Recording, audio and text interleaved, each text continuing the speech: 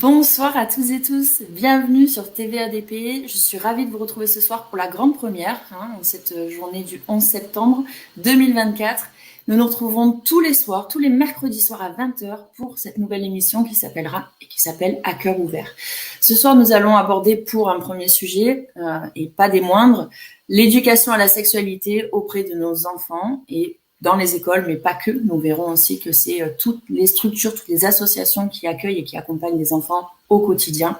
Et je suis ravie pour ça d'avoir une invitée d'honneur qui est historienne, conférencière, auteure, Marion Sigaud, qui se bat et qui est une des premières depuis des années à dénoncer justement l'imposture aussi des droits de l'enfant, l'imposture de l'éducation à la sexualité, dont beaucoup de parents n'ont pas encore conscience, mais qui commencent un petit peu à se rendre compte, parce que c'était, quand j'ai discuté avec Marion Sigaud à ce sujet-là, c'était un petit peu à cause perdue qu'elle parlait et personne ne saisissait l'importance de ces mots et de ce qu'elle pouvait dénoncer. Aujourd'hui, on en entend de plus en plus parler, des parents se lèvent et c'est aussi important de recevoir des invités qui ont travaillé le sujet. Je suis ravie, Marion, de vous accueillir. Merci infiniment d'avoir accepté mon invitation encore une fois. Je vous ai eu au téléphone et j'espère ne pas m'être trompée dans votre description. Donc, si vous voulez vous présenter un peu plus, je vous laisse en ajouter. D'accord. Donc, nous allons parler ce soir de l'éducation à la sexualité, non pas l'éducation sexuelle. C'est important aussi de bien mettre les mots, de bien poser le sujet. Et pour la première question, c'était un petit peu de mettre le contexte. Comment vous êtes intéressé à ce sujet, vous particulièrement, et pourquoi vous avez dénoncé ce sujet des droits de l'enfant justement et des droits et l'éducation à la sexualité. L'affaire m'est tombée dessus comme un cauchemar à une période où j'allais plutôt bien. Je venais de m'installer à la campagne où j'avais toujours désiré vivre. J'étais en train de trouver un équilibre qui me convenait. Je vivais avec qui je voulais, dans les conditions qui étaient les miennes, qui étaient celles que j'avais choisies. En fait, je commençais à goûter vraiment le bonheur et la sérénité. Et j'ai quand même toujours eu plus ou moins un engagement social et politique. Quand j'étais à Paris, alors j'avais frayé avec l'extrême gauche, ça c'est clair et net. Je l'avais quitté. J'ai quitté l'extrême gauche à peu près au même moment où j'ai quitté Paris. Mais enfin bon, j'avais gardé certaines acquaintances. Et surtout, j'étais militante de la Ligue des droits de l'homme. Ça me semblait, enfin, j'étais absolument pas franc-mac, mais bon, j'avais été approchée par les gens de la Ligue des droits de l'homme et j'aimais bien leur discours, j'aimais bien ce qu'ils disaient sur la laïcité. En fait, je fouillais pas beaucoup, mais j'avais de la sympathie pour eux. Et en arrivant dans Lyon, comme je connaissais absolument personne, j'ai débarqué en connaissant personne. J'ai acheté une maison comme ça de nulle part. Et les premiers liens que j'ai tissés, ça a été avec la section locale de la Ligue des droits de l'homme. Et j'étais à peine arrivée là-dedans que le président de l'époque, alors là, j'ai su depuis qu'il était franc-mac de chez franc-mac, c'était lui qui dirigeait toute la franc-maçonnerie du département, mais il s'en est pas tout de suite vanté, il a fallu que je comprenne après. Il a présenté à notre section une histoire absolument effarante d'une nourrice qui avait fait appel à lui pour l'aider à dénouer une situation qui était inextricable. Cette nourrice s'était vue confier une petite fille par les services sociaux, parce qu'elle était nourrice agréée. Elle s'était vue confier une petite fille par les services sociaux, laquelle petite fille allait voir sa maman une fois par semaine, le mercredi. Donc la nourrice l'amenait le matin, elle venait la rechercher le soir. Ou alors, est-ce qu'elle était ramenée par la famille? J'en sais rien. Enfin, toujours est-il que pendant quelques années, les choses se sont bien passées. La petite fille grandissait au milieu de ce couple de gens absolument charmants qui étaient dévoués pour elle. Enfin.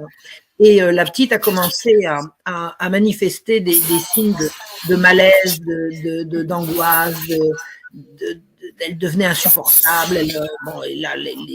La nourrice et son mari n'ont plus l'entre qu'à Dieu. Elle nous explique nous ce qui se passe, qu'est-ce qui arrive et tout. Et de fil en aiguille, ils ont réussi à lui faire avouer qu'en fait, elle subissait des agressions sexuelles pendant les visites chez sa mère. Et cette petite fille, elle était née d'un viol. C'est-à-dire que elle était née dans une famille où sa propre mère avait été victime d'adultes abuseurs. Elle avait eu cette gamine quand elle avait 14 ou 15 ans, et au moment où les services sociaux organisent des visites que la petite fille allait voir sa mère, là que ça recommence avec la fille. C'est-à-dire c'était une famille, on appelle ça une famille à la culotte poil, ce qui est une expression extrêmement vulgaire, mais en fait qui dit quand même ce que ça veut dire. Ce sont des familles où tout le monde couche avec tout le monde, sauf avec qui il faudrait. Et la nourrice, bien évidemment, en son âme et conscience, elle a fait appel Elle a fait un signalement. Eh bien, le résultat du signalement a été qu'on lui a retiré la petite à elle pour la donner à sa mère. Et elle est tombée avec effarement, avec affolement, avec horreur dans ce milieu où on trafique des enfants. Et elle a cherché de l'aide absolument partout, y compris à la Ligue des droits de l'homme. Alors, elle était allée voir les uns, elle était allée voir les autres, elle a rencontré un tas de gens qui certains se sont dévoués corps et âme pour elle, et puis d'autres ont pris la fuite parce qu'ils savaient ce qu'il y avait derrière. Et parmi les gens que cette dame avait sollicité, elle avait sollicité également la Ligue des droits de l'homme. Et moi, je débarque à la Ligue des droits de l'homme dans une de mes premières réunions, au moment où son président nous raconte cette histoire en disant c'est une histoire complètement folle, enfin tout ça c'est des notables pourris et tout. Et le gars, il en faisait partie des notables pourris, mais la façon dont il nous présentait les choses, c'est comme s'il était vraiment au-dessus de la mêlée. Et puis il m'a dit, bah, tiens, toi, Marion, là, qui vient d'arriver, là, occupe-toi de cette dame, va donc voir avec elle. Elle m'a raconté son histoire, j'ai été épouvantée. J'ai pris là, comment dire, le choc, un des chocs de ma vie, quoi. De comprendre ce qui se passait derrière, c'était épouvantable. Et j'ai commencé à m'engager là-dedans. Voilà, j'ai commencé à m'engager. J'ai jamais pu me désengager. J'aurais bien aimé. Il y a des moments où je me suis dit, j'aurais voulu pas savoir, mais je sais c'est trop tard. En plus, je suis genre à dire j'aimerais ne pas savoir, mais dès que je mets le petit doigt dans l'engrenage, je fouille et j'arrête pas de fouiller. Donc en fait, c'est un vœu pieux que de ma part de dire que je voudrais ne pas savoir, puisque je passe mon temps à chercher à savoir. J'ai été engagée là-dedans, à mon corps défendant. Alors, j'en ai profité pour avoir des cauchemars absolument épouvantables, pour avoir des souvenirs d'enfance qui me sont remontés, dont on parlera une autre fois si vous voulez, pas aujourd'hui. Mais j'ai été moi-même, vraiment, j'ai eu une famille pathologique en diable. Mon père me tapait dessus, il me faisait du chantage affectif. Vraiment, j'ai cru que j'étais arrivée dans Lyon pour être heureuse et pour mener une jolie vie comme j'avais toujours voulu à la campagne. J'avais un compagnon qui était agriculteur, j'adorais ça. Enfin bon, je jouais à la fermière. J'étais femme d'agriculteur, je jouais à la fermière avec faire des conserves, le jardin, le potager, le machin et tout. Puis qu'est-ce que c'est que cette histoire qui me tombe dessus là? Mais j'ai dit mais je voulais pas ça quoi. J'étais tranquille, j'étais bien. Pourquoi ça m'est tombé dessus? Puis je me suis même révoltée. J'ai dit je veux pas le savoir. Et puis je me suis rendu compte que de dire je veux pas le savoir, ça n'a pas de sens. Parce que c'était trop tard. C'était trop tard. Une fois que ça m'était tombé dessus, je pouvais plus reculer. Alors, comme je pouvais pas reculer, ben, j'ai décidé d'avancer. Voilà. Donc, j'ai fait pour cette petite fille et sa nourrice ce que j'ai pu. Bon, on en parlera une autre fois si vous voulez. Je pouvais pas grand-chose, mais je l'ai fait quand même. Je les ai réunis après des années. Après des années, je les ai réunis. Voilà. Ça a été des grandes émotions de mon existence.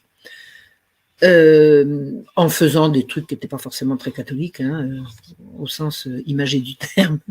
J'ai fait des trucs que j'aurais peut-être pas dû. Enfin bon, je les ai fait quand même et j'en suis satisfaite puisque j'ai obtenu ce que je voulais, je les ai réunis. Et j'ai commencé à vouloir mais frénétiquement comprendre ce qu'il y avait derrière. Je voulais comprendre ce qu'il y avait derrière. Alors j'ai compris que dans Lyon, il y avait des réseaux pédocriminels. Je connaissais pas le mot avant, j'ai appris à le connaître. J'ai découvert... j'ai participé mais vraiment participé, parce que j'ai tout de suite rencontré les bonnes personnes, à la divulgation de l'affaire des disparus d'Auxerre. J'ai connu tout ça de très près. Ça a été des années de cauchemar. Dont je ne savais pas comment j'allais pouvoir m'en sortir. Avec mon compagnon, il y avait des moments où le soir, on n'osait pas fermer les yeux avant de dormir, de peur que les cauchemars arrivent. C'est effrayant. C'est effrayant. J'avais des images de pauvres gosses. Oh là, c'était insupportable. Et puis, un jour, j'ai rencontré un gars que j'avais rencontré du temps de la Ligue. Je l'ai croisé dans la rue. Il me dit, qu'est-ce que tu deviens? Ben, j'ai dit, tu te souviens que je t'avais dit que je m'intéressais à ces histoires dans les bandes d'enfants? Il me dit oui. J'ai dit, ben, j'ai décidé d'y consacrer ma vie. Je vais tout faire pour... je m'y consacre. Ça sera le combat de mon existence. Je ne sais pas comment je vais faire, mais je lâcherai jamais. Je lâcherai jamais. Je veux savoir ce qui se passe. Comment peut-on d'abord enlever des enfants à leurs parents, enlever des enfants à des protecteurs pour les mettre chez des prédateurs. Comment? J'ai dit je veux comprendre. Et puis j'ai quand même toujours eu une passion, mais ça c'est mon père qui m'avait passé le virus. Une passion qui apparemment n'avait rien à voir, c'était l'histoire, parce que j'ai toujours lu que de l'histoire. J'ai été une grande lectrice qui a lu à peu près rien en littérature et tout ce qui traînait en livre d'histoire. Donc, j'ai eu quelques intuitions que je pouvais comprendre par l'histoire des affaires qui pouvaient ressembler à des affaires de pédocriminalité. J'ai lu notamment un roman, enfin pas un roman d'ailleurs, c'est pas un roman, c'est un récit très scabreux, très scabreux, je peux pas dire autrement, qui s'appelle Les histoires d'amour de l'histoire de France. Alors sur le plan historique, c'est assez précis, mais sur le plan moral, c'est le type qui se gausse de toutes les gauloiseries, de toutes les saloperies. Bon, les gauloiseries j'aime bien, les saloperies j'aime moins, hein, beaucoup moins. Et cet auteur, il rigolait en racontant que Louis XV, il se tapait les petites filles, Et j'ai dit, mais enfin, c'est pas drôle. Hein. J'étais choqué, je dis, c'est pas drôle, mais je me dis, mais il a probablement raison, c'est vrai ce qu'on dit, que Louis XV, il couchait avec des petites filles, enfin, ça me semblait. Puis j'ai commencé à enquêter, puis un jour, j'ai une copine qui m'a dit, bah, écoute, t'enquêtes très bien, maintenant reprends tes études d'histoire, parce que t'as la vocation, vraisemblablement, je pense que tu pourras faire des belles choses avec ça. Et elle me dit, ton intuition sur les réseaux pédocriminels de l'Ancien Régime, va au bout, découvre ce qu'il y a à découvrir. J'ai à peine mis le pied là-dedans, j'ai mis le pied à la Bibliothèque nationale, parce que j'avais déjà écrit des livres, hein, j'étais déjà assez engagé pour la paix entre Israéliens et Palestiniens. C'était un combat qui était mon premier. Et j'avais rapatrié mon centre d'intérêt chez moi en me disant maintenant je vais m'occuper de mon bonheur. Et puis je vous ai dit comment ça a tourné. C'est pas parce que j'ai rapatrié mon centre d'intérêt à la maison que ça a été bien pour moi. Et donc je me suis lancé là-dedans. Comme j'avais déjà écrit des livres, j'ai pu être accueilli à la Bibliothèque nationale comme chercheur tout de suite. Si vous avez votre nom sur un bouquin, moi j'en avais déjà 5 ou 6 que j'avais déjà publié. J'ai été reçu comme chercheur et quand j'ai commencé à me renseigner sur ce que pouvaient être les mœurs de Louis XV et la raison pour laquelle il avait subi un attentat, un domestique avait attenté à sa vie en 1757, j'ai dit je vais trouver, et puis là j'ai trouvé, et puis j'ai tiré sur la corde et tout est dégringolé, mais tout est dégringolé, j'ai tiré jusqu'à passer ma licence, je l'ai passé en 1 an au lieu de 3, hein, j'ai fait 3 ans en 1. Après, j'ai continué la recherche, j'ai fait mes recherches de maîtrise et de DEA sur le sujet, et puis après j'ai continué. Alors ça m'a attiré l'hostilité, mais alors au début l'enthousiasme de la faculté, puis après l'hostilité, mais déclarée, l'hostilité ouverte. Hein. J'ai eu une prof à la fac qui elle m'a fait rater une année délibérément, alors qu'elle était c'est elle qui dirigeait mes études, elle m'a fait me présenter à mon DEA sans m'expliquer comment présenter mon DEA. Et quand je me suis présenté devant elle avec un mémoire, elle m'a dit mais c'est pas comme ça qu'on fait un DEA. Et je le savais comment. Elle me l'avait pas dit, elle était ma seule prof. Elle a essayé de me planter et j'ai retrouvé toutes ses notes. Elle supportait pas que j'attaque les jansénistes, c'est-à-dire cette espèce de secte, voilà, qui prétendument voulait représenter une opposition aux abus royaux. Tu parles, là. C'était une secte, c'était eux les pédophiles d'ailleurs en l'occurrence. D'ailleurs, j'ai retrouvé dans les notes qu'elle me commentait rageusement dans ce que je lui ai envoyé dans mes rédactions. Elle me disait c'est pas les jansénistes qui sont pédérastes à l'hôpital général. Et elle en savait quoi? J'avais toutes les preuves du contraire. J'avais toutes les preuves du contraire, que les jansénistes, ils rentraient à l'hôpital général où on accueillait les pauvres et ils envoyaient des gens et ils se tapaient les enfants dans les dortoirs. Attendez, j'ai tous les témoignages, j'ai tout. Et elle me dit, c'est pas eux. Elle défendait quoi, cette conne? Oh, excusez-moi. Bref. Elle m'a fait rater 1 an, mais délibérément, en ne me disant pas comment il fallait que je présente mon truc. Bon, alors j'en ai profité pour doubler ma recherche. Et puis ah non, il y a un écho là. Qu'est-ce qui se passe? Et puis 1 an après, j'avais le double de recherche et alors j'étais devenue complètement déchaînée contre les Lumières. Moi, quand j'ai commencé mes études, pour moi les Lumières c'était un grand mouvement émancipateur de la pensée humaine. Et puis après j'ai compris que c'était un grand mouvement menteur pour transformer le bien commun. Le but des Lumières, c'était de transformer la notion de bien commun par le profit individuel. L'idée étant que toute personne qui recherche son profit individuel va faire au mieux et donc que les vaches seront bien gardées, quoi. Il y a qu'à abolir la morale, abolir tous les codes, abolir tous les règlements, que chacun fasse au mieux de son intérêt immédiat et tout va bien aller. Mais on a vu comment. Donc j'ai compris que c'est les Lumières qui avaient préparé la Révolution française en libéralisant l'économie, en affamant les gens. Moi, quand j'étais gamine, on m'expliquait que la population, elle avait faim avant la Révolution parce que le roi mangeait trop. Ben, voyons. La population, elle avait faim parce que les capitalistes avaient mis la main sur le blé, hein. Alors qu'avant, le roi était là pour protéger les marchés et faire en sorte que les marchands se servent sur les marchés de grains après que la population se sera servie au meilleur prix. Et puis le libéralisme économique a fait que les marchands ont eu tous les droits, ils pouvaient aller rafler les grains directement chez les producteurs. Quand la population arrivait au marché, le grain était soit absolument hors de prix, soit il était déjà parti. Donc les émeutes qui ont précédé et qui ont déclenché la révolution sont des émeutes de la faim, non pas de gens qui veulent supprimer l'ancien régime, mais des gens qui veulent le réhabiliter. Parce que l'ancien régime, c'était au contraire, c'était d'abord sur le plan ouvrier, sur le plan du travail, l'ancien régime était, les ouvriers étaient incorporés, c'est-à-dire que tous les ouvriers appartenaient à une corporation qui défendait leurs intérêts, qui défendait l'intérêt public, qui défendait le bien public, qui défendait le beau, le vrai, le bon, on ne pouvait travailler que si on était incorporé, mais quand on était incorporé, on avait tous les avantages sociaux qu'on a inventés après, quoi. Les incorporés, ils avaient la sécurité sociale, ils avaient l'équivalent de la sécurité sociale, ils avaient la retraite, ils avaient les pensions de réversion pour le veuvage, ils avaient absolument tout, ils avaient des maisons de retraite, ils avaient des prêts gratuits, ils avaient tout ce qu'il fallait. Et les Lumières ont renversé ça en disant le travail, c'est un contrat libre entre un ouvrier libre et un employeur libre. C'est le renard libre dans le poulailler libre. C'est-à-dire que le capitalisme le plus sauvage qui a appauvri la France et qui a vidé les campagnes pour envoyer les paysans se tuer sur des machines où ils n'avaient plus aucun droit. Enfin, le travail des enfants à partir de 4 ans dans les mines, tout ça, c'est les Lumières. Tout ça, c'est les Lumières. Tout ça, c'est la Révolution. J'ai découvert tout ça. Je savais pas avant. Je suis devenue. Alors, j'étais extrêmement gauchiste quand j'étais jeune, parce que mai 68 est passé par là, puis c'est le chemin que j'ai pris. À peine j'ai commencé à faire de l'histoire, il n'y a plus rien resté. Je me suis rendu compte que tout ce qu'on m'avait raconté était faux. Alors, c'est pas que je suis devenu à droite, hein, je suis jamais devenu à droite, ça m'intéresse pas de me situer comme ça, mais j'assume d'avoir été complètement à l'extrême gauche et de n'avoir été à l'extrême gauche que parce que j'ai cru les mensonges qu'on m'avait racontés. Et il n'y a plus rien qui tient. Il n'y a plus rien qui tient. Voilà. Donc, vous rajoutez par-dessus ça les affaires de mœurs et les enlèvements d'enfants. J'ai fait c'est pas une révolution, j'ai fait un renversement à 180 degrés. Et j'ai orienté ma vie complètement différemment. Et maintenant, je fais de la recherche pratiquement tout le temps, quoi. Tout le temps, j'ai une véritable encyclopédie dans différents disques durs bien planqués à droite et à gauche. Alors, dans toutes ces recherches sur cette expansion du capitalisme le plus sauvage, sur le remplacement des valeurs par le profit, par l'intérêt, tout ça, ça mène à la pédocriminalité d'une façon ou d'une autre.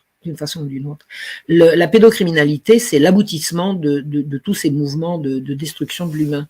Et je crois comprendre que c'est pour une raison simple, c'est que ce qu'on fait à l'innocent et au plus faible, c'est le mal absolu. Ce qu'on fait aux enfants, c'est ce qu'on peut faire de pire. Et on en est là maintenant dans l'évolution du monde. C'est-à-dire que ces agressions, ces attaques contre l'enfance, contre l'innocence et contre la beauté de l'enfance, c'est l'aboutissement d'un processus qui est vieux de plusieurs siècles et qui est en train d'éclore là maintenant, qui est en train d'arriver à la conscience collective. Et c'était jamais arrivé avant. Parce que vraiment, moi je vois même depuis plus de 30 ans maintenant que je m'intéresse au sujet, je vois bien la différence de conscience collective qu'il y a maintenant par rapport à avant. Maintenant, quand j'ai commencé à parler de ces trucs-là, les gens ils se vissaient le doigt sur la tempe en disant Marion elle est devenue dingue. Et puis maintenant ils savent que c'est moi qui ai raison. D'ailleurs, ils savent tellement que c'est moi qui ai raison qu'il y en a qui essaient de me piquer mon travail en faisant comme si c'était eux qui l'avaient inventé, alors que ça fait quand même 30 ans que je dénonce tout ça. Ça fait 30 ans que je dénonce ça. Et bon, je peux pas dire que j'en ai bavé des ronds de chapeau parce que faut pas exagérer. Je veux dire, je vis bien, mais je suis totalement exclu de tout le système, de tout le système. Il n'y a pas une maison d'édition qui peut me promouvoir, il n'y a pas un journal qui peut m'inviter, il n'y a pas une station de radio qui peut m'inviter, même des grandes ONG par exemple. J'ai travaillé, j'ai fait plusieurs livres en collaboration avec le Comité catholique contre la faim et pour le développement. C'est d'ailleurs comme ça que j'avais renoué pendant un temps avec la religion catholique, que quand j'étais gauchiste, j'avais complètement envoyé au plot. Donc j'ai rencontré ces gens du CCFD, donc, parmi lesquels il y avait des gens absolument étonnants, magnifiques et tout. Et je me suis rendu compte que quand je leur demandais de m'aider à promouvoir le travail que j'avais fait avec eux, ils se débinaient. C'est-à-dire que même à l'intérieur de cette association-là, je suis également persona non grata. Alors que j'ai donné vraiment. Alors je parle pas des gens de la base qui sont des gens merveilleux, vous savez, les familles catholiques de base là, qui se démènent pour essayer d'aider leurs prochains, pour essayer de faire avancer la vérité. Ce sont des gens tout à fait méritoires. Mais je vois dans les arcanes,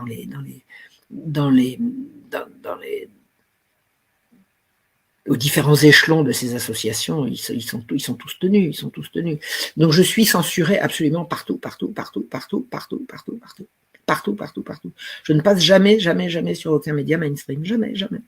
Alors, il y a un truc qui s'appelle la dissidence. Un jour, j'ai vu un monsieur chauve qui racontait des trucs qui me semblaient sympas. C'était Soral. Je lui ai écrit, il m'a passé une tribune. Ça a duré quelques années. Après, je suis parti en claquant la porte. Il a raconté, je l'ai foutu dehors. Hein. On n'aime pas se faire plaquer. Et puis, maintenant, je continue mon bonhomme de chemin. Je pense que mon père disait, Pierre qui roule n'amasse pas mousse. Et le corollaire de ça, c'est accroche-toi, tu y arriveras. Faut s'accrocher. Il m'a dit, ceux qui réussissent, c'est... alors, il disait ça de façon un peu grossière. Il disait, les seuls qui réussissent, c'est les morpions parce qu'ils s'accrochent. Il m'a dit, accroche-toi. Alors, il me disait ça pour me faire m'accrocher à ce qui m'intéressait pas, parce qu'il a vraiment jamais été de mon bord. C'est vrai. J'y fais référence quand il a dit des belles choses, mais il a jamais été de mon bord. Il aurait été mon pire ennemi. Mais j'ai retenu les bonnes leçons. C'est Pierre qui roule n'amasse pas mousse. C'est-à-dire, suis un chemin et pas n'importe quoi. Et accroche-toi. Et je me suis accroché. Et là, j'ai deux interviews aujourd'hui. J'en ai une autre la semaine prochaine. J'en ai encore une autre la semaine d'après. J'en avais une autre la semaine dernière. Et puis encore une autre la semaine d'avant. Donc maintenant, ça n'arrête pas. Je n'en tire ni gloire ni fortune. Mais voilà, c'est comme ça que je suis lancée dans ce combat. Je peux simplement plus reculer. J'ai pas l'intention. Ça tombe bien, j'ai pas l'intention, mais je veux dire, c'est comme je suis portée par une espèce de flux que j'ai contribué à faire bouillonner, et maintenant je suis au milieu et je continue à essayer d'être efficace dans ce que je sais faire, et ce que je sais faire, c'est ça. Alors tout à l'heure, j'ai été interviewée, je disais, moi, je sais pas diriger les hommes, je sais pas me battre, je sais pas faire la guerre, je sais enquêter et restituer ce que j'ai découvert. Je continue comme ça, et je pense que chacun fasse son métier et les vaches sont bien gardées. Voilà. Merci beaucoup Marion pour cette présentation. Je vous encourage justement à aller sur la chaîne de Marion sur YouTube, où vous retrouvez toutes ces conférences, toutes les émissions auxquelles elle a pu participer. Merci de votre combat pour les enfants, pour tous les enfants, parce que effectivement, quand on s'attaque aux enfants, on s'attaque à l'avenir aussi, on s'attaque aux générations futures, et c'est le pire qu'on puisse faire. Justement, pour revenir sur le sujet de l'éducation à la sexualité, qu'est-ce que vous avez pu découvrir? Parce que vous avez eu une grande amie aussi, Judith Ressman, américaine, qui a été importante et qui vous a beaucoup aidé, parce que ça a été aussi le combat de toute sa vie, finalement, à partir du moment où elle a découvert que sa propre fille subissait des viols de son voisin, si je dis pas de bêtises. Ah non, c'est exactement ça. C'est exactement ça. Et qu'est-ce que vous avez pu découvrir, en fait? Quels sont les dessous, les origines, en fait, de cette éducation à la sexualité? Qui est derrière ça? D'où ça vient? Alors, là, il y a eu un programme qui a été organisé par la CIA avec l'Institut Rockefeller, qui consistait à l'origine, pour des questions d'espionnage. On voulait aller sonder le cerveau des ennemis. On voulait pouvoir, vous savez, il y a une période où on parlait de lavage de cerveau. On parlait de pouvoir vider la mémoire de quelqu'un puis d'en mettre une autre. Enfin, il y a eu des tas d'expériences qui étaient faites sur le cerveau. Et un programme a été lancé par la CIA de renverser les valeurs, c'est-à-dire de faire en sorte que la sexualité ne soit plus ce qu'elle était jusqu'alors, c'est-à-dire l'affaire des familles, des couples et de l'intimité, que la sexualité devienne un enjeu sociétal, et que on renverse les valeurs, c'est-à-dire qu'on est allé voir un certain Alfred Kinsey, qui était un grand pervers devant l'Éternel, c'était un partouzeur, un maso, une espèce de cinglé. Et on lui a proposé de devenir le pape d'une science nouvelle qui serait la sexologie, ce qui est devenu la sexologie. Alors la sexologie, elle existait déjà en germe, mais effectivement déjà en Allemagne au début du XXe siècle, des gens s'étaient penchés sur l'étude de certains comportements. Il y avait Sigmund Freud au siècle encore précédent qui avait essayé de théoriser un certain nombre de choses. Alors quelque chose à dire sur Sigmund Freud. En France, tout le monde persiste à voir dans Sigmund Freud l'inventeur de la psychanalyse et le découvreur du complexe d'Oedipe. Alors je vais dire ce que j'en sais moi, parce que j'ai lu quand même pas mal de trucs là-dessus. Sigmund Freud a découvert que l'hystérie féminine avait comme source l'inceste et l'abus sexuel des enfants. Quand il est allé raconter ça à un congrès de psychiatrie, on lui a dit de la boucler, de repartir et de revoir sa copie s'il voulait rester psychiatre. Donc, il a inventé le complexe d'Oedipe, c'est-à-dire qu'il a retourné la proposition en disant c'est pas les papas qui violent les petites filles, c'est les petites filles qui rêvent de coucher avec papa. C'est-à-dire que c'est une arnaque, c'est une imposture, c'est un mensonge, et c'est ce qui permet depuis 80 ans, 90 ans, plus même, de continuer de ne pas entendre la souffrance des enfants abusés. Voilà. Donc, les petites filles ne sont pas amoureuses de leur papa, les petites filles ne rêvent pas de coucher avec papa, les petits garçons ne rêvent pas de coucher avec maman. Tout ça, ce sont des inventions qui sont faites pour tromper l'ennemi et pour embrouiller les familles et empêcher que la vérité soit dite. Voilà ce que je pense de la psychanalyse. Hein, je pouvais pas, parce que j'ai quand même un peu traîné mes guêtres dans ce milieu-là. Hein. J'ai laissé pas mal d'argent et pas mal de fortune à essayer d'obtenir de l'aide de ces gens-là qui passent toujours à côté de la vérité. La vérité ne les intéresse pas. Ce qui les intéresse, c'est de trouver des belles formules esthétiques qui vont leur permettre de briller dans les colloques auxquels personne ne comprend rien. Voilà ce que je pense de la discipline. Donc, où en étais-je? Ça y est, j'ai perdu le fil. C'était justement, on était sur Alfred Kinsey. Oui, alors Alfred Kinsey, il a été donc on a été le voir pour lui demander de contribuer à renverser ses valeurs. Donc Alfred Kinsey a prétendument fait des enquêtes sur la sexualité des Américains. Et quand je dis bien prétendument, ça le travail a été fait par Judith, mais pas que, de découvrir que toutes les enquêtes qu'il faisait, où il prétendait qu'il interviewait des gens, il interviewait des gens qui n'étaient absolument pas représentatifs, et il a mélangé les résultats d'interviews concernant des maniaques sexuels, des gens en prison pour viol, des types complètement à la marge. Il a mélangé ça avec les réponses de quelques pères de famille qui étaient pas, c'était pendant la guerre, donc les pères de famille, la plupart étaient en Europe, hein, ils étaient à la guerre, quoi. Donc, et il a présenté comme la sexualité de l'Américain moyen une sexualité complètement à la marge. Donc, il s'est mis à banaliser les comportements extrêmes, il s'est mis à banaliser l'homosexualité. Alors là, ça a été sa grande découverte. Il dit que un homme sur 10 largement a des relations homosexuelles. Des études sérieuses ont été faites après qui disent que c'est même pas 1%, c'était même pas 1 sur 100 à l'époque, quoi. Donc il a exagéré, il a inventé que on pouvait faire on imaginait que l'avortement était une abomination, pas vrai, c'est pas vrai du tout. Il y avait des tas de femmes qui avortaient, voilà. Et on s'est rendu compte qu'il était allé interviewer des prostituées pour connaître le taux d'avortement chez la femme moyenne. Et si on mélange les résultats de la femme moyenne avec la prostituée, on voit bien que les résultats vont être faussés. Donc, le but de Kinsey était de présenter un rapport, enfin le but de Kinsey et de ceux qui l'ont sollicité, était de présenter un rapport qui fausse la vision globale que les Américains auraient d'eux-mêmes pour leur faire changer d'attitude et changer de mœurs. C'est-à-dire que la révolution sexuelle a suivi la fausse information qu'elle avait déjà eu lieu. Est-ce que c'est clair? Et la chose la plus abominable. Après, ça s'est fait en France, avec 20 ans d'écart, 20 ou 30 ans d'écart. Ça s'est fait en France. Il y a un certain Simon qui a fait le rapport Simon, dans lequel il a raconté, voilà, les Françaises, elles font comme ci, les Français font comme ça, puis on a publié ça, les gens disent, ah bon, mais je ne le savais pas, ben non, vous ne savez pas, mais tout le monde le fait, et puis comme ça, petit à petit, les gens se mettent à changer d'attitude. Alors, concernant Kinsey, la chose la plus grave qu'il a faite, c'est que il a parlé, c'est lui qui a parlé de la sexualité des enfants. Alors, il a prétendu que les enfants sont sexuels dès leur naissance, sexuels, c'est-à-dire qu'ils sont en recherche d'orgasme et de contact de type sexuel dès leur naissance, et que ils sont capables d'orgasme aussi bien que les adultes. Il a fait des tas d'expériences, il a fait des tableaux en disant ces enfants, ils ont eu tel petit garçon, il a eu 4 orgasmes en 1 heure, celui-là, il en a eu tant en 24 heures, etc., etc. Donc, il a fait ces tableaux pour expliquer que les enfants sont sexuels dès la naissance et que moyennant quoi, à quel titre est-ce qu'on interdit la sexualité aux enfants? Il n'y a absolument aucune raison. C'est un abus des parents, c'est un abus des adultes que de vouloir empêcher les enfants d'avoir accès à la sexualité. Donc, il a fait campagne pour l'éducation sexuelle à l'école, il a fait campagne pour la promotion de l'homosexualité, la dépénalisation et la promotion de l'homosexualité. Pour lui, la sexualité, c'est juste la recherche de plaisir génital. Il y a pas autre chose. Donc c'est homosexuel ou hétérosexuel ou animal ou ce que vous voulez, ou pédophile, tout est bon, tout est bon. Pour Kinsey, tout est bon.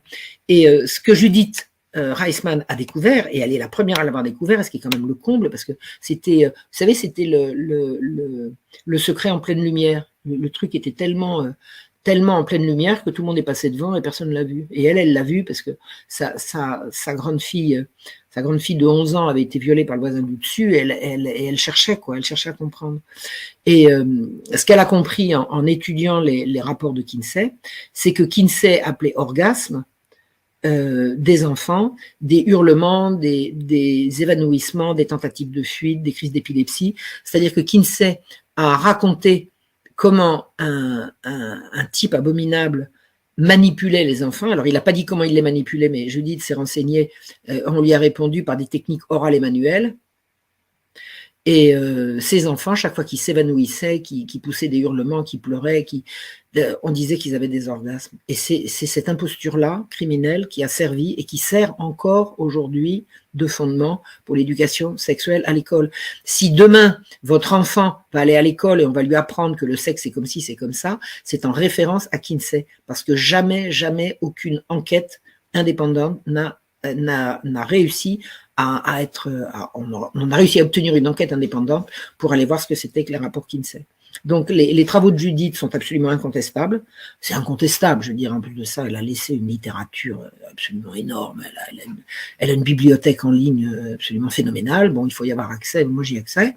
Et elle a fait toutes ces études pour voir que tout ce qui concerne la sexualité des enfants, l'éducation sexuelle à l'école, le fait de pousser les enfants à changer de genre, etc., tout ça, ça provient de Kinsey. Et Kinsey était un criminel. Kinsey était un criminel. C'était un criminel. Et il en est mort. C'est-à-dire que Kinsey, il était, alors il participait à des partous absolument atroces.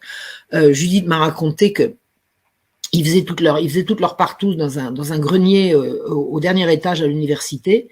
Et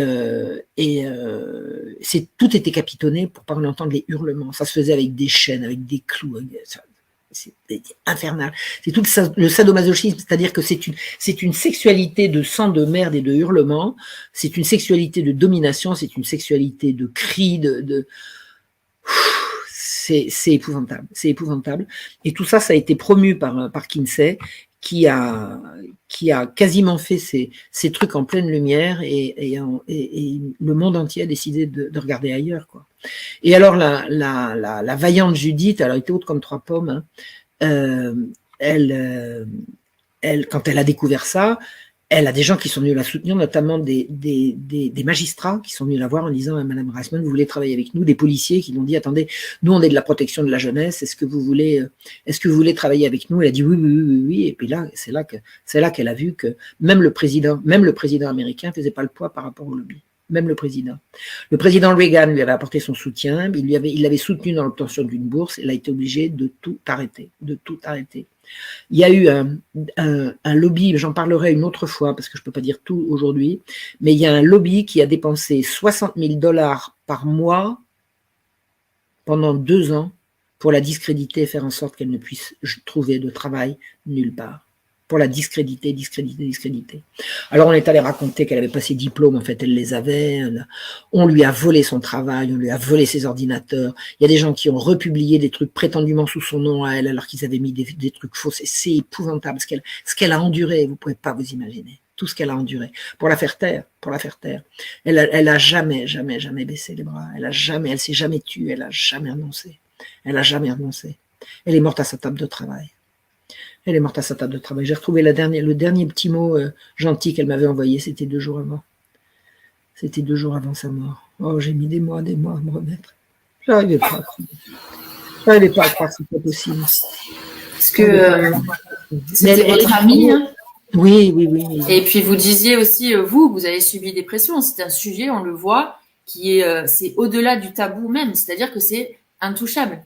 Ouais. C'est ça surtout, c'est quand on s'attaque à ça, et on vous l'avait dit dans plusieurs émissions, plusieurs conférences que j'ai pu écouter de vous, que une fois que vous avez mis les pieds dedans, on vous a dit attention Marion, c'est un sujet très difficile, tu ne sais pas à qui tu as affaire. Bon, on me l'a dit tout de suite, on m'a dit attention. J'ai dit bon d'accord, attention, mais on y va quand même. Je fais attention, mais si je faisais pas attention, ça changerait quoi? De toute façon, jusqu'à présent, mon combat, je peux pas dire qu'il soit victorieux parce que c'est pas le cas encore, mais ça va dans le bon sens. Parce que quand je vois comment on me traitait il y a 30 ans quand j'ai commencé à parler de ça, et maintenant quand je vois que tout le monde, maintenant il y a même des gens qui s'approprient mon travail en disant à ma place. Hein. Bon, donc ça veut bien dire que c'est moi qui avais raison, parce que on me piquerait pas mon travail si c'était de la merde, quoi. Voilà. Donc, je crois vraiment que les choses avancent beaucoup. Moi, je suis sur le sujet, je suis encore en train d'écrire un livre sur le sujet. Le changement de conscience entre avant et aujourd'hui, c'est phénoménal. Mais il y a encore des choses extrêmement graves et extrêmement inquiétantes. J'ai discuté encore ce matin avec un père de famille, il me dit non, je suis pas au courant de ce qui se passe à l'école. Je dis mais enfin merde, on va apprendre à tes enfants la sodomie. Il me dit mais non. Non. Ça, il y a vraiment, c'est ce que je disais en introduction. Les textes existent. Ouais. Toutes les agences de l'ONU, on prend les Nations Unies en tant qu'elles-mêmes, on prend l'ECOSOC, c'est-à-dire le Conseil économique et social, on prend l'Organisation mondiale de la santé, on prend l'UNICEF, on prend la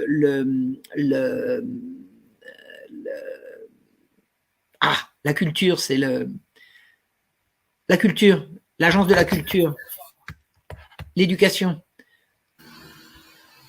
Enfin bref, toutes les agences de l'ONU promeuvent la sexualisation des enfants. Tous, au nom de la liberté, au nom du etc. Et alors, au nom des droits de l'enfant aussi. Au nom des droits de l'enfant. Alors moi, les droits de l'enfant, c'est la chose les droits de l'enfant, c'est la chose la plus abominable qui m'a été donnée de découvrir. Moi, quand la première fois qu'on m'a dit, mais enfin, les enfants ont des droits, j'ai trouvé ça bien. Hein. Et après, j'ai regardé ce que ça impliquait. On enlève des enfants à leurs parents au nom des droits de l'enfant. Oui. Les enfants, ils ont le droit d'eux.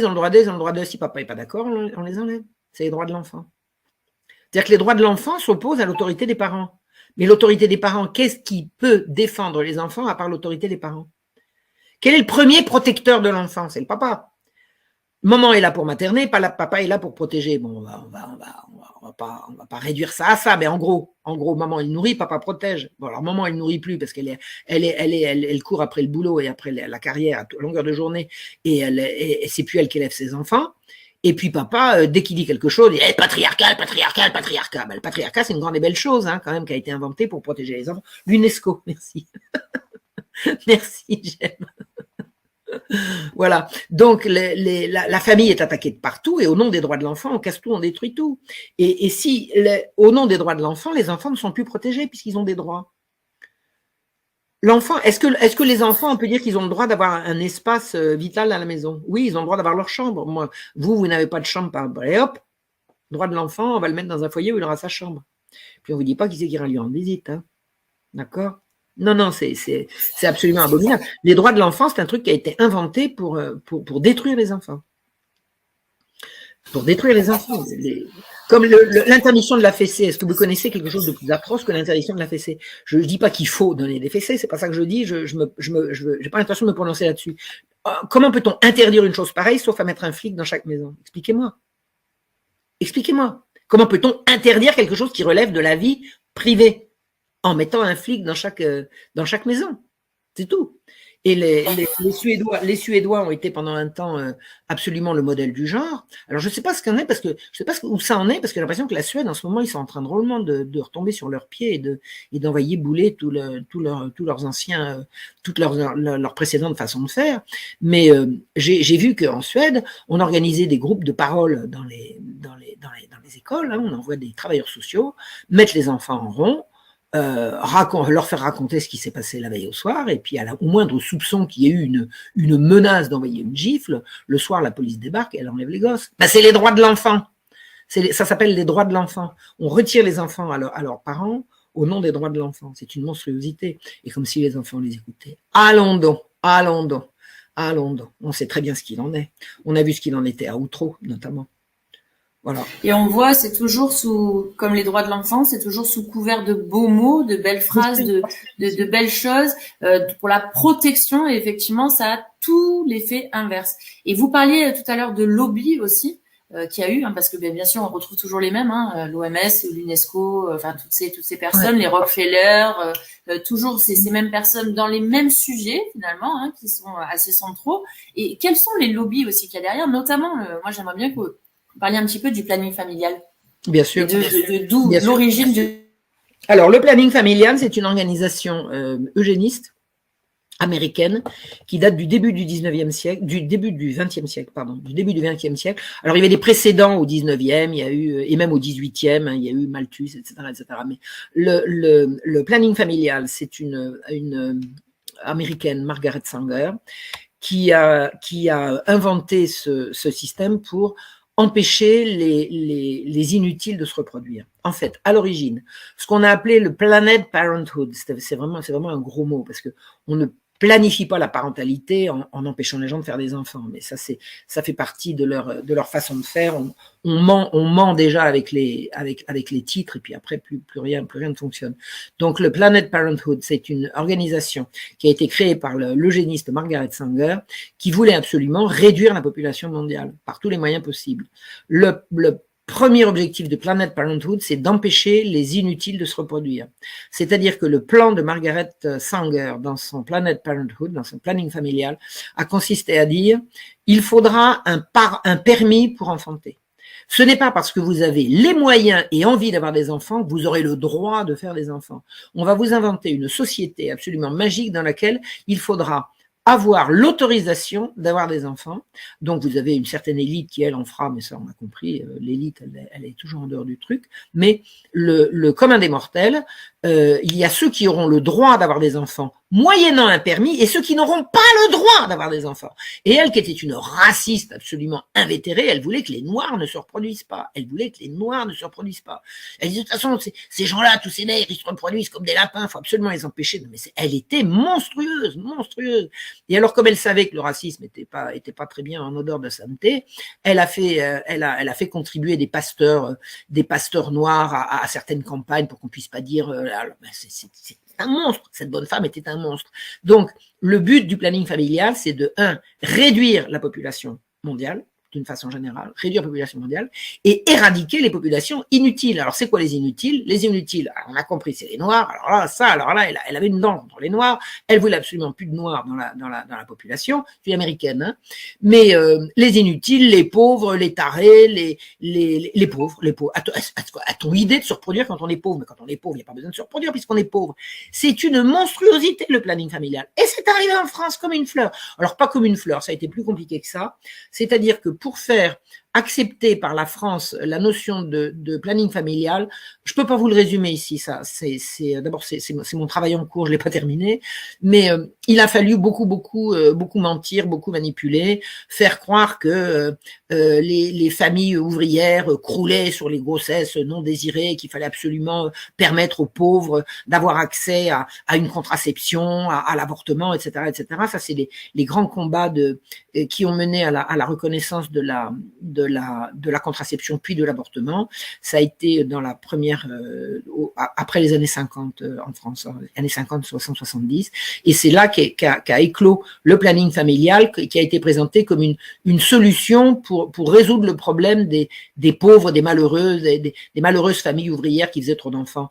Quand on y regarde de près, les familles ouvrières, elles étaient comme les autres, elles faisaient exactement le nombre d'enfants qu'elles voulaient. Et bon, s'il y avait des femmes qui se sont trouvées dans des familles où elles ont fait un nombre absolument exagéré d'enfants par rapport à ce qu'elles pouvaient supporter, ça n'était absolument pas la norme en France. La norme en France, et il y a beaucoup de statistiques qui ont été faites là-dessus, était que les femmes ont à peu près toujours fait le nombre d'enfants qu'elles ont voulu, sans en référer à l'État, sans demander la permission et sans aller le crier sur les toits. Mais ça, c'était une période où la sexualité faisait partie de la vie intime et n'avait pas à entrer sur le débat public. Or, depuis ces tentatives, depuis cette décision de limiter la population mondiale, le sexe est devenu une affaire d'État. Et c'est ça que c'est devenu. Il n'y a absolument aucune raison. Pourquoi est-ce que maintenant on vous parle de sexe à l'école? C'est parce que le sexe est devenu une affaire d'État. Ça n'a pas à l'être. Moi, ma revendication par rapport à la sexualité, c'est arrêter d'en parler, fichez-nous la paix et laisser le sexe retourner là où il aurait jamais dû sortir, c'est-à-dire l'intimité du couple et du ménage. Point barre.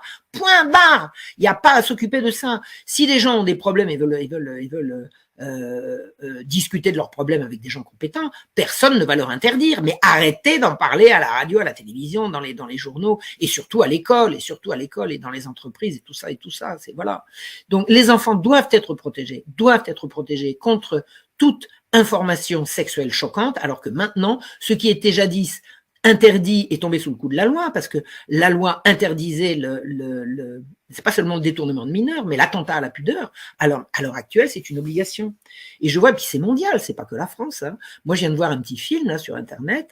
Un instituteur irlandais a été mis en prison parce qu'il refusait de jouer le jeu à l'école. Il refusait de jouer le jeu avec les transgenres et tous ces trucs-là. Il ne voulait pas. C'est un instituteur catholique, il dit, moi, j'ai ma foi, j'ai mes convictions, vous ne me ferez pas raconter. Et on voit la police qui débarque, qui lui met le grappin dessus, qui lui passe les bracelets et qui l'envoie en prison. En prison. Donc, on en est là. Donc, maintenant, c'est tout le monde sur le pont. Tout le monde sur les ponts. Que nous faut-il de tous ces criminels? D'abord, il faut les trouver, hein, les criminels. Ils sont quand même cachés. Hein. Ils sont quand même cachés. Et puis, moi, je ne suis pas trop pour une justice où on va en prendre un qui va payer pour les autres. Hein. Ça, c'est pas de la justice. C'est pas de la justice. C'est un peu la façon de faire des... Vous savez, sous l'Ancien Régime, on faisait des exécutions publiques absolument atroces pour impressionner le public. Alors, ce que j'ai appris, c'est que beaucoup de ces exécutions publiques se faisaient sur des cadavres, sauf quelques cas mémorables, notamment le malheureux Damien. Mais en général, les gens qu'on brûlait vifs, on les brûlait morts. Mais ça impressionnait le peuple. Donc, le fait de faire des exécutions publiques grandiloquentes, c'est prétendument dans un sens, pour impressionner la population. Mais moi, j'ai une autre explication, c'est que pour ceux qui sont encore plus coupables, ils puissent continuer de courir parce qu'on a calmé la colère populaire par un exemple. Et ça, on a beaucoup de cas comme ça. On en exécute un. Vous savez, connaissez la chanson de Guy Béard, le premier qui dit la vérité, il doit être exécuté, puis après, sans problème, parle le deuxième, quoi. Voilà, c'est le problème d'une justice. Le problème d'une justice d'humeur et de vengeance, c'est que ça sera jamais une justice. Donc, ce qu'il faut faire, c'est continuer de dénoncer, puis les arrêter. Il faut interdire le sexe à l'école. Il faut interdire qu'on parle de sexe aux enfants. Il faut interdire que la télévision et les médias nous parlent de sexe à longueur de temps. Occupez-vous de vos fesses. C'est ça, en fait. C'est qu'on a dérivé, on le voit, et c'était aussi l'objet de ma dernière question. On a dérivé, effectivement, la sphère privée. On est devenu la sphère publique. On s'attaque directement à nos enfants. On vient aussi dans l'intimité des familles pour les exploser. Et c'était l'objet de ma dernière question, justement, parce que on a compris aussi, hein, on voit, c'est pour ça aussi qu'on est ensemble ce soir, quels sont les dangers, quels sont les risques auprès de nos enfants, qu'est-ce que ça va pouvoir justement avoir comme conséquence, cette éducation à la sexualité sur nos enfants, sur les générations à venir aussi, et puis pourquoi? Et ça, il y a plusieurs personnes qui ont posé ces questions. Quels objectifs derrière? Qu'est-ce qu'ils veulent à travers ça? Qu'est-ce qu'ils veulent à travers cette éducation à la sexualité auprès des enfants? Pourquoi on s'attaque comme ça aux enfants? En s'attaquant aux enfants comme ça, ils détruisent l'enfance, ils détruisent les adultes futurs, ils détruisent la population. Regardez, les générations ne se reproduisent plus. la population mondiale est en phase imminente d'effondrement dont on pourra très très difficilement se remettre. C'est-à-dire que le but, c'est l'éradication de la population mondiale. En sexualisant les enfants, on tue la sexualité. La sexualité, ça relève de l'amour. Est-ce qu'on a le droit de le dire encore? Est-ce qu'on a encore le droit de le dire que avoir une relation sexuelle, ça peut s'appeler faire l'amour? Et ce qu'on apprend aux enfants, c'est pas faire l'amour, c'est à décharger des tensions artificiellement créées chez eux à un âge où ils n'auraient pas besoin de l'être pour les empêcher de penser à autre chose. C'est-à-dire qu'on est en train de détruire la population et ces gens-là ne se reproduiront pas. Ces gens-là ne se reproduiront pas. De plus en plus de jeunes disent, bon, pourquoi je vais me reproduire, je sais pas pourquoi je ferai des enfants. Et le but, c'est la dépopulation. Le but, c'est la dépopulation. Les fous qui dirigent le monde veulent nous éradiquer. Et des enfants qui ne sauront jamais ce que c'est que l'amour, qui ne sauront jamais ce que... Pourquoi voulez-vous qu'ils se reproduisent? Ils vont disparaître. Ils vont disparaître. Et ils emmèneront la société avec eux. Il y a pas de plus belle chose à faire à l'heure actuelle que de faire des bébés. Il n'y a pas de plus belle chose à faire. Moi, je suis catholique, hein, bon, je suis dans une paroisse tout à fait traditionnelle. Je regarde le ventre des jeunes femmes s'arrondir. Je dis, tiens, elle a encore fait un. Oh, ça y est, elle l'a eu. Oh, elle en fait un autre. J'aime bien voir les familles qui vont à la communion. Alors, il y en a un dans un bras, un dans l'autre. Il y en a un qui tient la jupe, l'autre qui tient le pantalon de papa. Et puis, ils y vont comme ça. Il y a plein de gosses chez les cathos. Plein de gosses. Et les autres n'en font plus. Les autres n'en font plus. Ils font plus d'enfants. Ils font plus d'enfants, mais on leur a expliqué qu'il fallait pas faire d'enfants. On leur a expliqué que l'homosexualité, c'est bien. Est-ce qu'il y a plus stérile qu'une relation homosexuelle? Excusez-moi, mais est-ce qu'il y a plus stérile qu'une relation homosexuelle? Donc, pousser les gens à l'homosexualité, c'est les pousser à considérer que la sexualité puisse avoir une finalité supérieure qui ne peut pas être, qui ne sera jamais la reproduction de la vie. Voilà. Et cela dit, les gens font ce qu'ils veulent. Hein. Moi, je suis pas là pour dire faites comme ci, faites comme ça. Alors vraiment, les gens font ce qu'ils veulent. Mais arrêtez de promouvoir la mort. Arrêtez de promouvoir la mort. C'est ça. C'est une société effectivement mortifère. Effectivement, mais oui, c'est mortifère tout le temps. Ouais, et puis aussi cette invitation à être encore une fois sous le couvert de beaux mots et de belles phrases, d'accepter tout le monde et d'être dans l'ouverture à l'autre. On voit bien aussi la théorie du genre, le transgenrisme, aussi de changer de sexe. Alors ça aussi c'est Kinsey, hein. Ouais. Oui. Et effectivement, vous parlez, et je crois qu'à un moment donné, il faut nommer les choses, et je vous remercie pour ça, de dépopulation. L'objectif, il est là. Et quand on parle de ça aux gens, ils nous disent non mais n'importe quoi, et pourquoi il ferait ça, etc. Et en fait, quand on voit tout ce qui s'est passé, particulièrement en accéléré depuis ces dernières années, avec le Covid, on voit bien qu'il y a cet objectif-là, ce qui se passe à Gaza notamment, mais ça, ce sera un autre sujet. On a plein de sujets à aborder. Je serais ravie de vous accueillir dans d'autres émissions, Marion, avec plaisir. Mais moi, le truc aussi qui y a derrière, selon moi, j'aimerais vous entendre aussi là-dessus, parce que je vous ai déjà entendu là-dessus, mais j'aimerais bien qu'on partage avec les auditeurs aussi ce soir. Derrière aussi, finalement, un enfant qui a été éduqué à la sexualité, s'il est victime d'abus, de viols et de différentes violences, est-ce qu'il pourra se défendre devant les tribunaux? Est-ce qu'il pourra aller déposer plainte, puisqu'on dira il a été éduqué, il savait, donc il était consentant. C'est exactement, bien sûr, mais c'est l'avantage accessoire du truc. Le gosse, on dira, il était prévenu, donc il avait qu'à dire non, comme si un gosse qui dit non va faire reculer un prédateur. Alors ça, moi j'ai quelqu'un qui m'a dit ça, pas plus tard que la semaine dernière. Oui, mais enfin l'éducation c'est bien parce que l'enfant il va apprendre à dire non. Bon, alors vous avez là un prédateur qui s'approche d'un gosse de 4 ans, le gosse de 4 ans lui dit non, le prédateur il va partir. Non mais oh, on avait joué ça où? Depuis quand est-ce que c'est le gosse qui décide de ce que le prédateur va faire? Le prédateur il fait bien ce qu'il veut. Il fait bien ce qu'il veut. Mais c'est vrai que ça servira d'argument pour dire l'enfant ne s'est pas débattu, l'enfant était prévenu. Non, mais c'est une honte. On n'a pas à parler sexe aux enfants. On n'a pas à leur montrer. Bon sang, les enfants doivent être protégés. Moi, je me souviens, je revois encore ma chère maman quand j'étais petite. Un jour, il y a une scène qu'elle voulait que je vois pas. Elle a mis sa main comme ça. Je veux dire, c'est un réflexe. À l'heure actuelle, on les force à regarder. Regardez la violence qu'on force les gens à regarder. Regardez comme les dessins animés sont violents. Regardez comme les films sont violents. Regardez comme on force les gens. On les force simplement en les mettant dans des tunnels dont ils n'arrivent pas à sortir pour regarder des choses de plus en plus abominables, de plus en plus atroces. Vous savez ce que je viens de découvrir? Je viens de découvrir un truc complètement fou.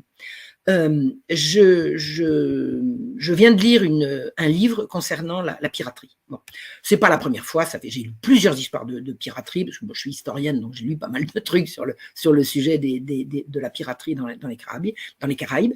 Je cherchais un titre dans une bibliothèque municipale, donc je fais dérouler tous les titres concernant la piraterie sur leur logiciel. Il y avait que des livres pour enfants.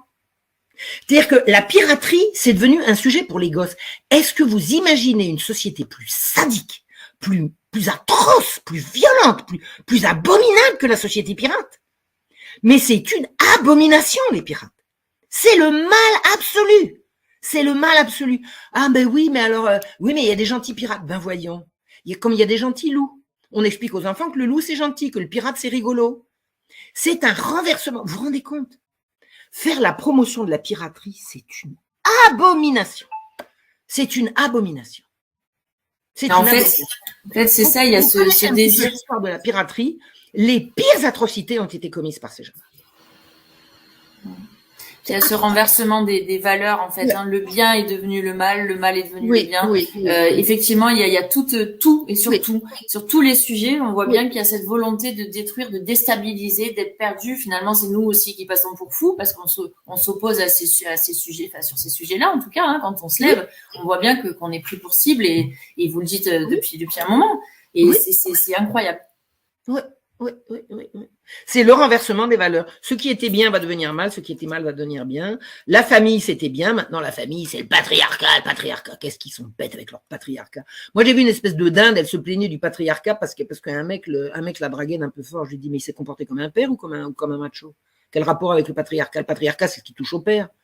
Pourquoi tu traites de patriarcat? Pourquoi tu t'en prends au patriarcat quand un type te drague? C'est incroyable. Ils savent même pas ce qu'ils disent, quoi. Non, mais c'est ça, ça n'a aucun sens. Et en fait, on voit bien aussi l'ignorance et le manque d'appétit et de volonté d'aller s'instruire un petit peu, de connaître aussi l'histoire, notamment. Hein. C'est ça qui est intéressant aussi chez vous, je trouve. C'est d'aller questionner l'histoire pour pouvoir trouver un autre axe et une autre porte d'entrée pour pouvoir parler justement de ces sujets-là. Parce que on voit bien quand on les aborde frontalement, c'est compliqué et les gens tout de suite se braquent, même si vous aussi, hein, vous avez été confrontés à ça. Mais quand on vous montrez que ça existe depuis longtemps, on en parlait en off tout à l'heure, et que c'est sous Louis XV déjà, et puis certainement avant qu'il existait ce genre de réseau pédocriminel, ce genre de choses et d'horreur, hein, parce qu'il n'y a pas d'autre terme sur les enfants. On voit bien que c'est quelque chose qui existe depuis longtemps, qui est inscrit aussi dans l'histoire humaine, hein, parce que ça fait partie de l'être humain, et que, comme vous disiez tout à l'heure, vous répondiez à la question de Gérard, en disant, en fait, il faut déjà les trouver, il faut déjà remonter tout en haut de ces réseaux-là, et puis pour pouvoir les faire tomber. En attendant, pour peut-être finir sur une note positive, parce qu'on arrive déjà, hélas, malheureusement à la fin, mais vous avez eu pas mal d'interviews aujourd'hui, donc je pense que c'est bien aussi pour vous, mais moi, j'ai un peu sommeil. J'aimerais bien continuer avec vous, mais j'espère que je pourrai vous réinviter sur d'autres sujets et qu'on pourra développer encore ces choses-là, mais peut-être finir sur une note positive. Vous disiez, vous l'avez dit plusieurs fois dans d'autres émissions aussi et conférences, qu'effectivement, vous avez espoir et vous avez bon espoir parce qu'on en parle de plus en plus et que ça devient un sujet prioritaire. Et je vous écoutais aussi, alors je sais plus quelle conférence où vous avez fini sur, je crois, d'ailleurs c'était avec Claude Jambier, donc j'ai remonté un petit peu il y a un moment sur TVADP, quand vous disiez, les parents, là on s'attaque aux gosses, les parents vont forcément se lever parce qu'ils posaient la question, qu'est-ce qui va faire réveiller un peu la population là? Oui, faut pas toucher aux gosses. Les Parisiens étaient au XVIIIe siècle. On disait que la population parisienne avait la réputation d'être extrêmement débonnaire et calme et tout. Et les policiers n'ont pas compris ce que c'était que cette furie qui s'est emparée des Parisiens. On avait touché à leurs gosses. Ça a été d'une violence, mais effroyable. Vous avez des gens qui ont pris d'assaut des commissariats. Ils ont quitté la place quand il n'y avait plus une seule vitre et plus une seule pierre de la façade du commissariat qui avait perçu un éclat, quoi. Et ils voulaient absolument avoir la peau d'un enleveur d'enfants qui était dans le commissariat, ils l'ont eu. Hein. Le commissariat est obligé de relâcher le mec, hein. Ils en ont fait de la charpie. Hein. Et le commissaire a été obligé de céder parce que sinon, c'est tout le commissariat. Il faisait pas le poids. Il faisait pas le poids. Il y avait 6000 personnes devant le commissariat. Les gens étaient déchaînés, mais déchaînés. Un enleveur d'enfants à mort. Et c'était pas un enleveur d'enfants, c'était le Xème enleveur d'enfants depuis des semaines et des semaines et des semaines. Ça a été la goutte d'eau qui a fait déborder le vase, là. Ça a été extrêmement violent. C'était en mai 1750. Ça a été, et alors après, il y a eu un procès, mais un dépit du bon sens. C'est là qu'on a exécuté pour dire des innocents, mais enfin des types qui n'avaient pas fait grand-chose pour calmer la populace, quoi. On faisait des exécutions pour obtenir que le peuple se calme. Voilà. Ça rappelle un peu le procès Nuremberg qu'on a connu, enfin en tout cas dont on a un petit peu les bribes aujourd'hui effectivement, mais finalement on s'attaque jamais à la racine vraiment du problème. Non, on s'attaque jamais à la racine, bien sûr. Et puis on continue et avec les mêmes personnes et on les met à des places, mais bon ça encore une fois ce serait d'autres sujets, mais tout se recoupe finalement et tout est lié, tout est connecté et c'est ça qui est intéressant aussi dans votre travail et je vous remercie vraiment infiniment Marion. Je suis navrée de devoir couper maintenant, mais je crois qu'Éric va nous rappeler à l'ordre sinon. Et puis j'espère que voilà, j'ai été aussi ravie de vous recevoir. J'espère que vous avez passé un bon moment avec nous tous. Merci d'avoir été nombreux aussi à commenter. Et n'hésitez pas à partager. Et puis on se retrouve nous la semaine prochaine à 20h pour une autre émission avec un autre intervenant. Bon, ce sera la surprise pour parler d'autres sujets encore bien brûlants et parce qu'il me semble qu'il faut continuer de dénoncer, continuer de faire ce travail-là. Et même si c'est sur des réseaux alternatifs, on prend largement le pas sur les médias mainstream, justement. Et puis, soyez fiers, Marion, d'être sur ces réseaux, justement, alternatifs et finalement pas sur les réseaux mainstream, même si c'est plus compliqué d'être médiatisé. Mais bon, on voit bien qu'aujourd'hui... Ah ben, au début, j'en étais malade, maintenant j'en suis fière. Hein. Voilà, c'est ça. C'est ma légion d'honneur. Ça. Exactement. Merci beaucoup Marion en tout cas d'avoir accepté mon invitation. Et puis passez une belle soirée, prenez soin de vous et merci encore pour votre travail pour nous et pour tous les enfants. Merci à vous toutes et tous et je vous retrouve la semaine prochaine à 20h à cœur ouvert. Au revoir.